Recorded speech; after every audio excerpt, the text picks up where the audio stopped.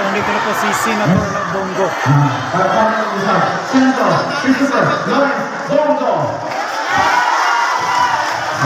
Mayong gabi sa inyong tanan. Assalamualaikum. Salamat kayo sa inyong tanan. Mag-dinisay naman ko. Pero ko minaw tayo ang atong Domingo. Pero nalipay ko nakita na ko ang picture ni Tatay Digong na rin.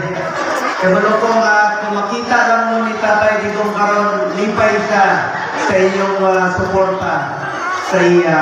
Salamat kayo. Padayon lang ka mag-ampo. Padayon ka mo-ampo sa iyang kaluwasan, sa iyang health niya. Ako na lang tagalogol, kaya mga Muslim rin. Ipagdasal po natin ang kanyang kalusugan, ang kanyang kaligtasan, at ang kanyang kalayaan. Lipay kayo kung kanula mo, ako na lang i-share sa inyo. Since 2001, diha ang opisina, karami rin totoo. Kamu ang kadagalan rin, nag-uban lang yun sa una, uban rin suki na ako. Tapos, dahil si Mamini na yun, kasi pinakasuki na mo 25 years ago, kailan na din naman sinang Mamini, lain na mo. Dahil si Kapitan sa Pampanga, si Kapitan Chongko, napa sila kagawad topic ko. Wala kaya kong itigulang si kagawad na hora. Ma'am, salamat kayo. Itaw kining ako na itong incoming counselor na si Rodney. Libuyan na itong papakan, pariyon lang. At ganun si Rodney, ikan yun sa amahan. Antod sa iyang ison, o antod sa iya. Bright kayo ni Bataan. Kaya kayo Bataan, classmate sa akong anak.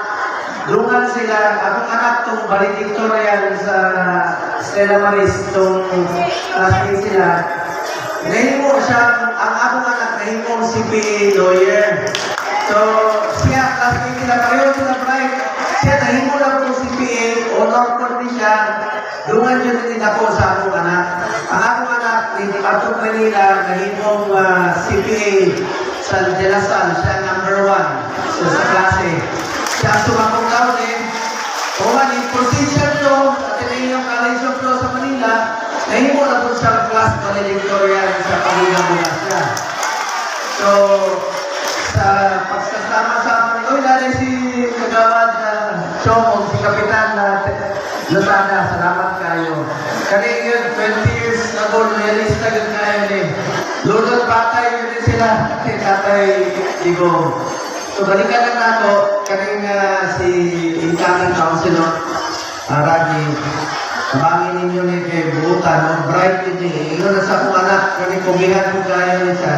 O proud ko kayo iyang amahan, na sa una, yun niya, pagpakagkita ko sa kong anak, na honor, anak ko na si Kapitan Ibuyan. Ako anak ko na honor, nagpareho din sila. Karoon, hintay ko, nalisunod na sa politika. Matinabangon yun yung mataanaw, taghaling matawag sa inyo.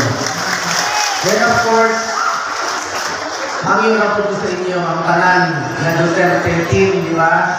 Ayan ninyo kalimte, kay Tatay Digong, kay Mayor Baste, kay Congressman Pulong, kay Kapitan Omar, o sa tanan pa. Kaya mo, ang hihimong sakripisyo ni Tatay Digong na ilang gilayo sa ato. Alihog na lang po, mo na lang ang atong kahatag kay Tatay Digong. May balan niya na mga nabawin yun at hinusa para sa iya. Aming salamat kayo din sa inyong tanan.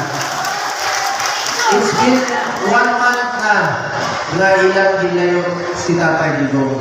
Kaya bulungan yun siya na ilang yun itong gidali, gituyo nila. Ako galing mismo, wala na galing ko nakakita sa iya personally. Kaya huwag yun ko nila ipasulod dito sa kampo. Ako si Vice President Sara, huwag yun nila ipasulod dito. Gidali-dali yun nila. Muna, dili mo undang kung kaya nila ipadala dito sa sulod lang sa 14 oras. Dapat ibalik po nila din si Tatay Digong. Dili mo undang na atong ipaglaban si Tatay Digong. Ato siyang iampo, palihog lang. Dili man kapasagdan ni Allah. Dili kapasagdan sa Ginoo. Naamay Ginoo yun. Aning kalibutan na tuyok-tuyok pa rin kalibutan na. Tuyok-tuyok ni. Basta ako ni alam dire ang akong opisina ako ni kanunay sa inyo. O wala ko dire. Dili ko mahimong senador kung dili ko kay Tatay Digong. So ako, hantod kamatayon ang akong saad sa iha. Inutong isulti sa inyo. Ang iyang tampal. Ako kaya po yung kapadala, taga-simana, taga-bulan, at panay, hantod karon. Sakit kayo ang akong dughan nung wala nila gidawat yung tampal dito. Eh gusto nila sila ang tampal kay Tatay Digong. Usawa na kung dili haom kung tampal na ilang ihatan. Usawa na lang kung may mahitabo kay Tatay Digong. So, salamat kayo sa mga taga-Davao niyo. Di ako na rin kamatawa, basta kung makaulit ko na rin, magiging ko na rin sa inyo para magpasalamat sa atong pagkahiusa, mga taga-Davao, taga-Mindanao, sa mga Muslim, kaya mo, yun sa ko pagpalangga, ni Tatay Digong sa una. Ako'y ginasubo niya sa una, yun na po, unahan at pili ng mga mag-hajj, itong pinaka-pobre. Ako'y padala sa Mecca para matagalan ng oportunidad. Anak namin ko kapalangga. Sabi ko, anak ko ninyo kapalangga si Tatay Digong. Ako mismo, dala-dala ko na ako na hantod karon. Ang pagtrato na ako sa Muslim, pantay-pantay. Timanan na to, Pilipino tangsanan, mga kaisunan. Karon, sa mga kababaihan, salamat kayo sa inyo.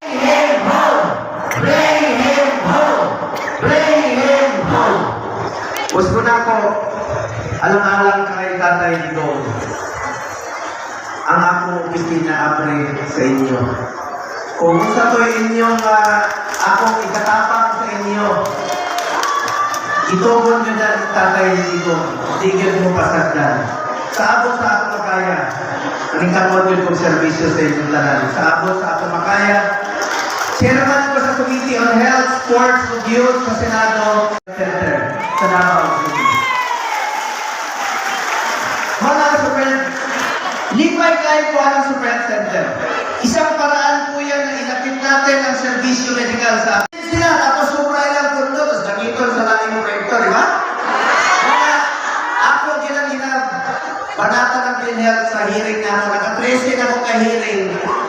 Mahing sa health emergency allowances sa HIA, sa health workers. Karon ako na-discover, sobra-sobra ang ilang pundo.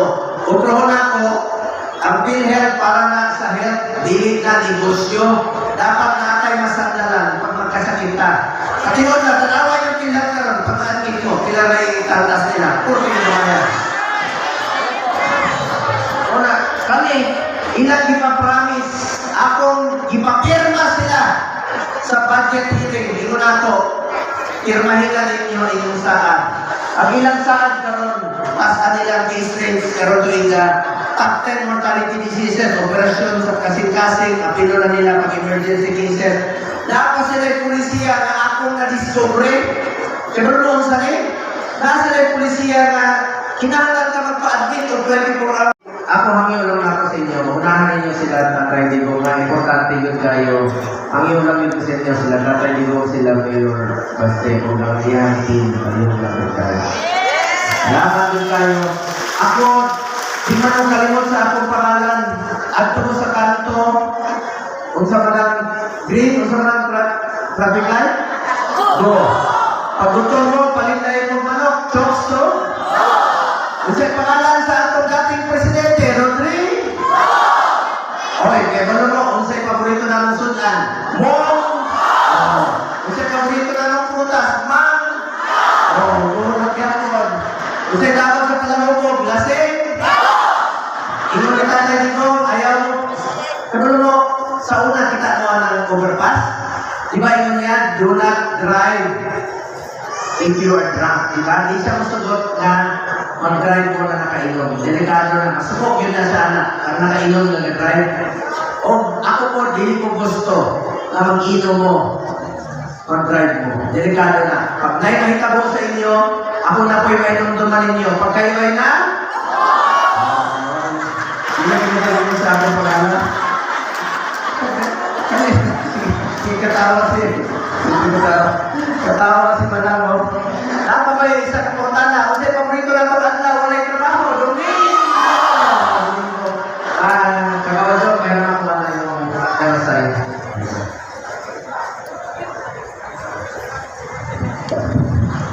Kasi, mo lang yun akong hangyo sa inyo. Ayun lang. Hangyo ko sa inyo. Padayon sa pag-ampo na ay Ginoo. Dili ka pasagdan sa Ginoo. Naasi alam, dili ka pasagdan ni alam. Hangyo ko, ipagdasal po natin ang kanyang kalusugan. 8 years old na si Tatay Digong. Mag-isod na siya nasa Reusa. Ipagdasal po natin ang kanyang kaligtasan.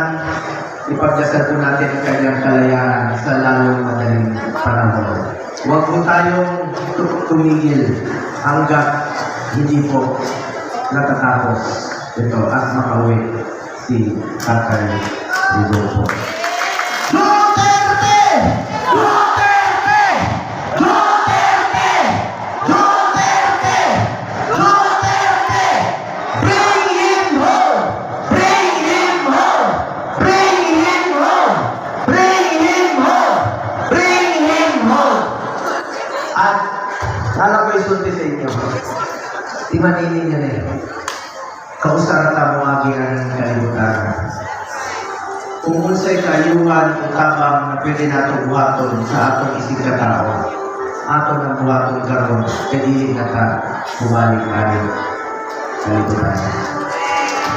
Ako ang inyong Senator Kuya Bongo, padayon ng serbisyo sa inyong tanan. Ang akong inspirasyon sa public service, wala ay Tatay Digong. O katulong ni Nasser.